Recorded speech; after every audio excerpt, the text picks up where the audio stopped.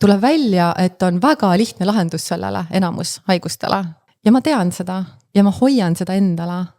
Milline jätis ma oleksin. Et see on nagu inimese hingelise inimese kohus peaks olema kõiki, mis nagu teisi inimesi aitab ja abistab jagama. Et see on nagu inimeseks olemise baastasand.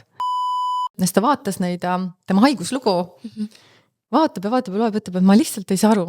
Kuidas saab olla, et 4 päevaga on laps terve ja ennem on siin kõik, mida meie oleme haiglas teinud, on aina hullemaks läinud.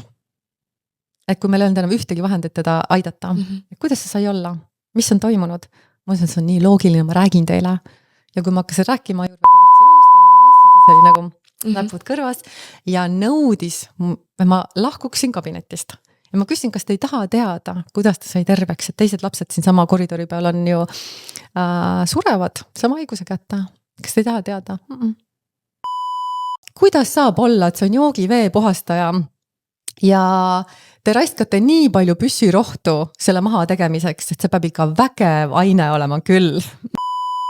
Kui mul ei oleks isiklikku nii võimast ja suurt edulugu, siis ma ei oleks mitte kunagi ohverdanud oma elu, oma professionaalset elu, mida ma elasin väga-väga mõnusat, oma unistuste elu.